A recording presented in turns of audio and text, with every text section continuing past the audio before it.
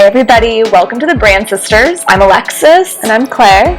And I'm really excited for today's topic. Okay. Today we're going to share about how we created our brand. Oh, I love it. Yeah, because I think a lot of times it helps when there's like an expose almost, and it's not that this is the way that every business would go, but I feel like sometimes I just want to hear like, well, how did you do that? Like what order, what steps did you take? So I thought that we would share it with our audience today, how we created our brand. So nostalgic. I love it. Only 47 steps to go. Excellent. Just kidding. Just kidding. There's not that many. It felt like that, but yeah. Yeah, it did. Okay. The first thing that we did when we created Animella was we did our foundational brand clarity. This is what we go through with all of our clients too, and we were no different. We started with that. So in that, we designed our brand values, our brand personality, our mission. We got nitty gritty on our ideal client, on like who they were, what they did, what they were interested in, what their pain points were, how we tailored things for them. I mean, we got really in depth about that. We developed narratives for them. Just everything that we work on with our clients, we did for our business. So we built a super, super solid brand foundation that everything we did was taken from there. It was a lot of work.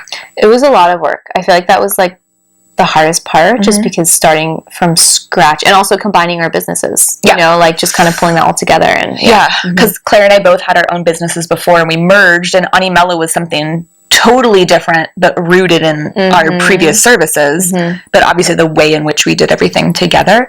So I actually feel like when I was looking through our steps, I mean, minus probably you designing the website, the foundational clarity was by far the biggest investment of time, energy, rethinking, reshifting. Like we would write something and then like, you know, a couple days later be like, I don't know. Yeah. I was thinking about it and like, I don't think that our ideal client would be doing X, Y, Z. And then, well, how does that shape our service package then? Like, so there was a lot of, and it's worth that time. It is worth that time because like, again, everything is rooted in it. Okay. So as our first step. Second step was based on our brand foundation, we planned our services. So, you know, obviously, again, we both had our services that we were coming into, but now we were creating packages and I think that we've gotten really good about not trying to do too many things. We know exactly what we do. And we planned our services really specifically because we knew what our clients needed because we did that work, right? So I think that we started by working on everything we did was like via Google Docs, right? So like we would start something, we made boxes of like this service. So we broke our services up into components for us, for our own clarity. So we kind of itemized things and then we did like bullet points of like what that actually includes. And then we crafted packages that were based on that. And all of our stuff is customized for our clients, but they're kind of rooted in some base packages that we offer. So that part I felt like was really fun to like go through and like itemize and lay that out.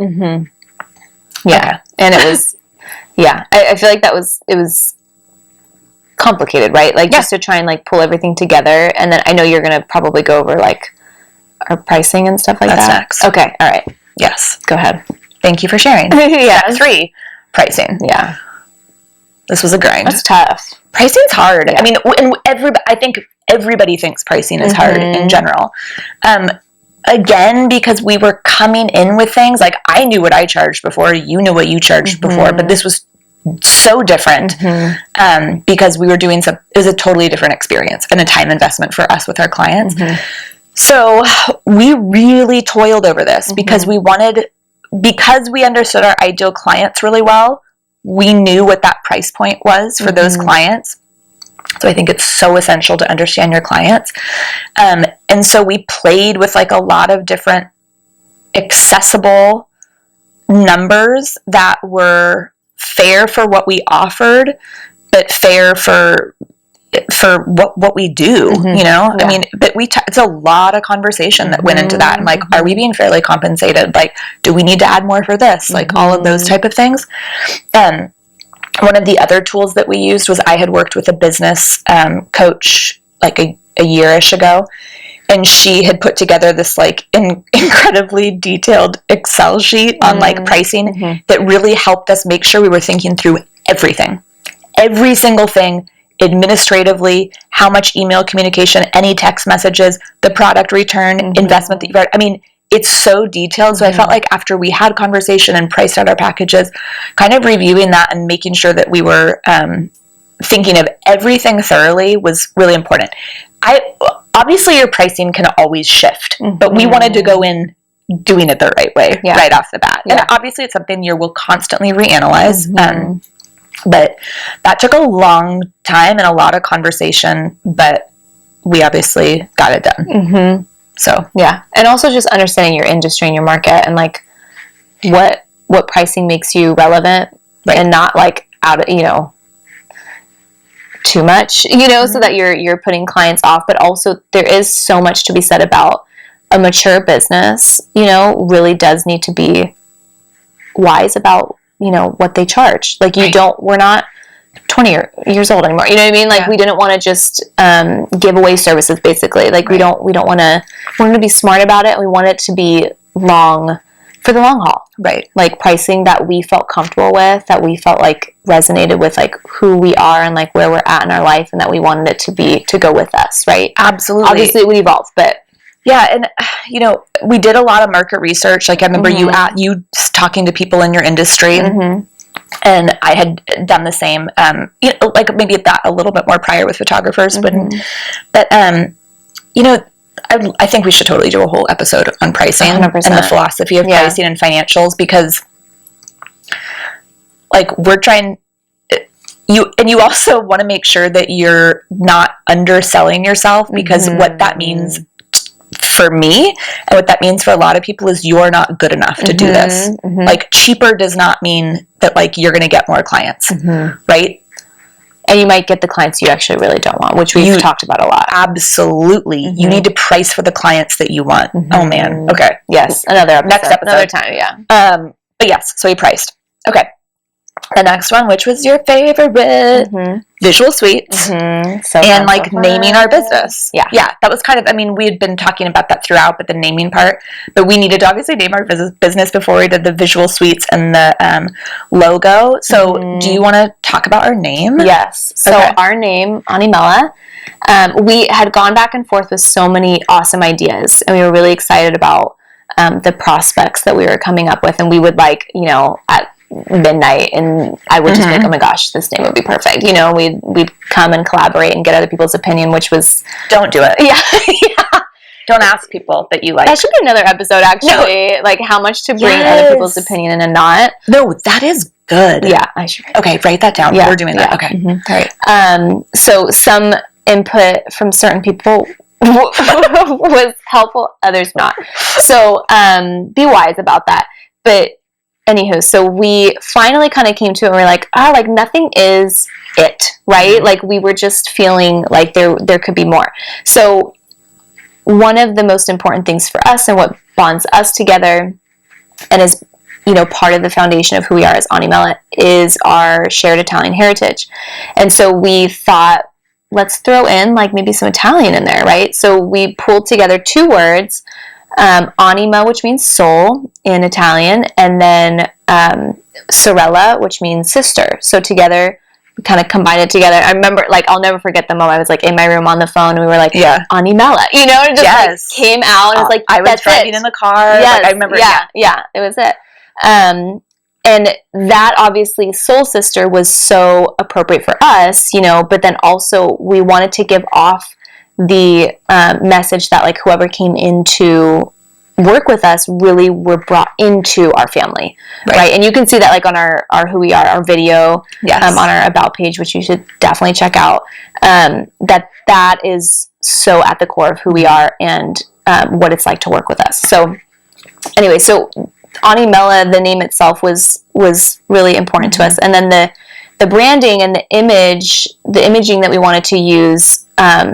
Maybe I'll leave that for another episode too. Was really important to us to make sure that the simplistic, the minimalist illustrations that we have for our branding was so on purpose, because we wanted to give off the message that you have to just like let go of all the false facades, the ego, the false selves, the trying to imitate others, all that excess, right? Like taking all that off and coming to the core of who you are, knowing that so solidly and feeling confident with that. And our, ultimate like inspiration was Audrey Hepburn, right? From Sabrina. Yeah, which happens to be both of our favorite movie. And just kind of her evolution, right? Like coming into her own, and just the elegance that she has, and how she's so like stately and timeless. And, we wanted to bring that into who we are. That's such a value for us. We wanted our clients also to kind of experience that evolution. Right. And I think and then obviously from there we chose colors, we worked on branding, like developed our brand marks, our visual suite, typography, those type of things. Is it typography? Typography, yeah. Topography? Topography has to do with maps. Topography. Yes, I think you're right. So typography. And also the topography of our brand. Yes. Okay. But I think naming's interesting because I'm pretty simple. Like for my photography business, like it's Alexis Mesky. Like I like simplicity in that way. I'm not fanciful. But we would never have had the same palette and branding if we didn't know and understand our name first. And our name is so rooted in step one, our foundational clarity. Like it's very interesting, so I don't know if there's a right or wrong way, and this isn't about how to do it, it's just how we did it. But for us, it was so important to figure out our name before we started on our visual suites. Yeah. It was the outline, and we were able to kind of go back and I referenced our, brand identity so much. Oh, I had it, I bookmarked it, and I would go back constantly, okay, is what I'm doing right now, visually, whatever, is this on brand? And I think that's really important to do. I mean, we got, that doc was so used. I mean, it comes into all of the steps. Okay, so our next step was we planned our photo shoot and video shoot. So fun. It was so much fun. So obviously the photography side is so important to me. So I knew really exactly what we wanted to do. I knew we designed the shot list, like wanted a shot of us doing this and this and this, and you and I worked together on that. And we hired a photographer. We actually rented a studio space. For us, the studio was a neutral enough palette for us to design it in the way that we wanted, because we wanted very specific look. And so we curated that space. I mean, we came in with like bags, 5 wagonfuls of props, and props that were so important to us. Like, for example, we had our grandparents' old straw hats in the background. We had like a picture of our parents' wedding day, like things that are so important to us. Like, we wanted a brand story, even if not everybody knew like a story that was relevant and important to us. We had my Nana's favorite Italian cookies. We had cups from our favorite summer vacation spot. We had a starfish for our niece that passed away. We had everything, And so we really crafted that space and designed it so our photo shoot would be so on brand, and not just visually on brand, but like on brand story.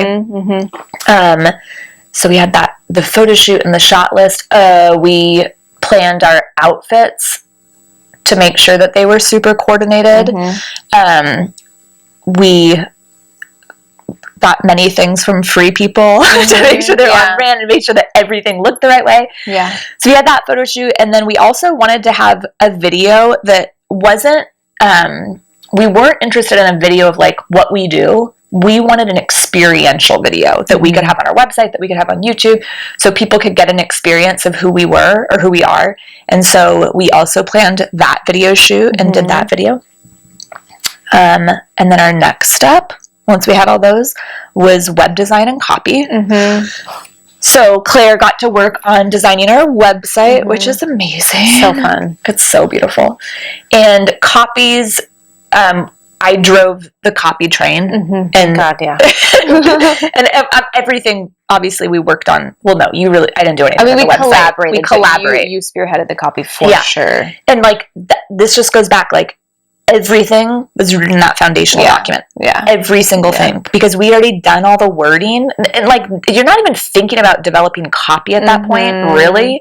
But everything was extracted from that, every single thing. So it makes the copy so much easier. You know, like you're oh, I realized I use this word a lot. Is this a part of our tagline? Like, so that's another thing with our copy, like developing taglines and phrases that we would consistently use in our marketing. Like we have a list of, I think, 7 different phrases that we use all the time. And so web design and copy was next. As that was going on, we started working on step 7, our marketing plan and our content strategy. So we obviously knew that we needed to market, and how were we going to do that? So like choosing the channels in which we're going to market, deciding who is going to do what with those channels administratively, and like actual work-wise. So like who's writing the copy, when's that person writing the copy, who's in charge of this account, who's in charge of this account. Email marketing, setting up our workflows, not workflows, email sequences through there. What was our opt-in going to be? What was our email structure? So we worked on designing all of that and setting that system up, so we were ready to go with marketing when we launched. It wasn't an after plan. The marketing should be part of the plan. Step 8, hired a lawyer. The least fun part, but like so important. Oh my gosh, so important. Yeah, but I don't know, probably not that fun for everybody to talk about, but we knew it was super essential to set up a rock solid contract for our clients, because especially with brand design, photography, and web, we knew we needed to get really specific on a contract that people couldn't violate intentionally or unintentionally, right? Especially with branding and images and everything.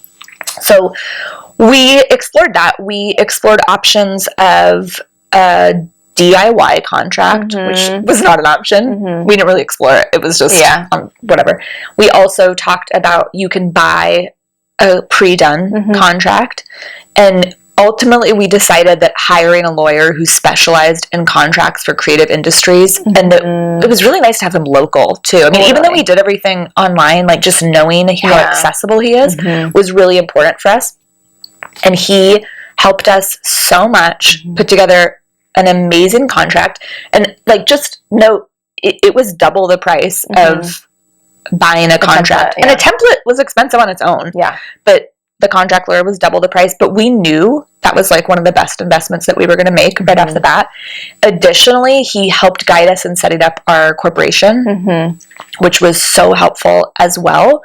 So he helped guide us as to what to do, how to do it, how to structure certain things, and will be a continual resource for us as we grow as a business. So necessary, not necessarily fun. Right. Which is okay. But it makes you feel more legit, first of all. And very mature. Like we're so grown up. We have like lawyers. We have a lawyer.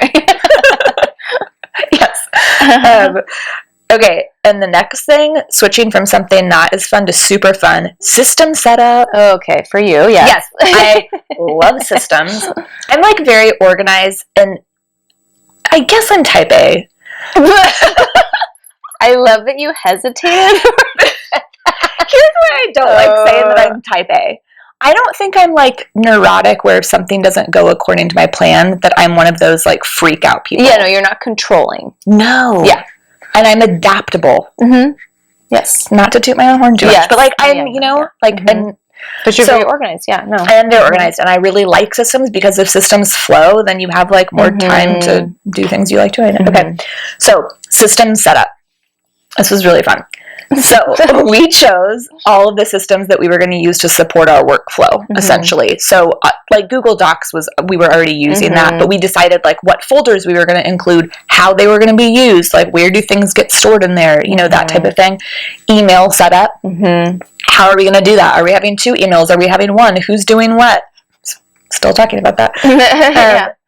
That type of thing, like what email host we were going to use, like those type of things. The other thing was our client management software. So how we were going to manage our clients and our client workflow within that was setting up a huge workflow for different clients and different experiences. Additionally, we decided on the email marketing software that we were going to use. Like, there's so many different ones to explore, so many different prices. How are we going to do that? Setting up the email sequences within that. Bank accounts. Yeah. Credit cards. Finances. Bookkeepers. Ooh, does everybody else just get so excited about this? Makes me really grateful I partnered with you. I love it. And then, like, I mean, honestly, you guys, like, stuff like storing passwords for those things. Like, where are those documents? Like, just making sure that things are accessible for both of us and anybody else. Sorry. Yeah, it should. Yeah. We've got, like, 8 episodes. I know, yeah. Anyways, so we set up our systems. Social media accounts. All those things. Okay. Then it is the launch. Pretty anticlimactic. Yeah. Like, we talk a lot about... Like, you're ready to go, but, like, you're ready to go. It doesn't mean everybody else is excited about being ready to go. And I think something that we strategically did, we obviously both have our own businesses before.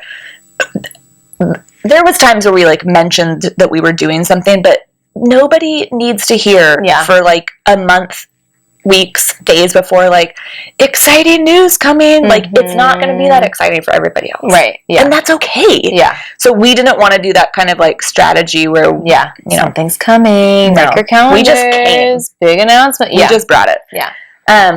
So launch happened. So launch for us was, like, websites live and ready to go, packages, links, everything's up and running. And then marketing strategy deployed. Like, we were already, then it's working, right? So then we're doing all of that. So after launch, after live, we, we're, like, booking our clients, like, things were going. And there was a few other things that we've been doing since then. After our launch and, things were running, we decided to create our YouTube channel and do a podcast. We felt like we're already talking about branding all the time. Might as well talk about it. Yeah, and share what we're thinking. So we did that. And then after we did that, we started, business picked up for us very quickly. And so we had in our future plan to talk about different things to how to outsource, but that conversation came a lot faster because we've been able to be really successful. So we started talking about what can we pay other people to do that we don't have to be doing so we can do what we do best. Yes. That was a really good line. Really? Yes. I felt like it was pretty confusing. No. Could I ever say it again? Probably not. Nope. I don't know what I just said, but I know that, yes, it worked. So, like, I think that that's important. Like, we were just like, we don't need to be, at this point in our lives, like, I don't want to be the type of business that's trying to do everything. No. Been there, done that. Nope. No. Yeah. No. So this will be an ongoing conversation for us. What are we willing to invest in other people so we can do the best job for our clients and focus on our craft and our zone of geniuses, right? And also it makes sense because we don't want to offer subpar work either, right? It's like, yeah, we're really good at what we do, but then all those other things you end up doing inevitably because you're doing everything on your own, you're not doing them as well as an expert could be doing, right? So, like, for us, it was way more important for our client to get full service, right? Like, the best service that they could. So that meant bringing other people on so that they could offer what they are really good at. And help support us, right? So they're not, so those items aren't chipping away at us. So we're not able to, give, So, again, we can talk about outsourcing in another episode, but that could be, like, email marketing, it could be social media management, any tasks within what you do. Like, do you have to be doing that task, or could somebody else do it the same or better than you? So thinking about those things. So that's what we've starting to outsource. And then the final step, and I'd say where we're currently at right now, is building our agency. And I don't mean this in regards to clients. We're bringing other experts on to support our client services. So this was something that we had talked about doing after year 1, but again, it came a lot quicker for us. So we knew that, like, a lot of our clients need social media management, Pinterest strategies, digital marketing, advertising, and that's not our zone of genius. That's not, like, our skill set. So we have been interviewing, or SEO optimization, like bringing on other contractors that work under us so we can continue to create an agency that is a full service agency that creates on ongoing, continual support for our clients. So talking with other people, interviewing them, just seeing if they're the right fit for Animella. Yeah. And I think that's something that, you know, hopefully every business gets to, right? That like at some point, I feel like something I'm extrapolating from our process is that we really were in it for the long haul, right? Like we weren't just building a business, like we weren't being scrappy about it. We weren't being DIY about it. We were like, no, this is something that we've had our own personal experience with. We've had our own personal businesses. Now we're ready to do something that is going to be even more self-sustaining, even that will grow even more. And we want to take with us through the rest of the phases of our life, right? So it really is about like, how do you build a strong foundation and something that will continue to just grow on its own? Absolutely. And like the investment of time, finances, thought, effort, foundational work is critical to make sure that you have something that you can build upon. Right. And then you're not having to constantly like rebrand, reassess. Wait, okay, this isn't working. Why isn't this working? And get some, you know, like having to be scrappy, right? Like hopefully you can have something that's more healthy. Right? Because scrappy is exhausting. It is. It's so draining. We've done some scrappy. I mean, you know, and especially when you start, but it's tiring. So that's how we built Animella Brand Agency. It's so fun to go through. Yeah, and I'm so glad to not be in those early phases too. Like it's nice to have like be in the more like things are the wheels are turning now. But such and very sentimental. Definitely. We would love to answer any questions you have about any of those steps, like whether that's through messaging us on social media or asking questions on our website, or you can leave comments in the show notes, because we love supporting other businesses and building their brand. So ask us any questions that you'd like. You can subscribe to our podcast or our YouTube channel. You can check us out on Instagram, TikTok, and Pinterest. And you can come visit our website where we have all this laid out in a long blog post so you can read more about it. So we will see you next time. Bye.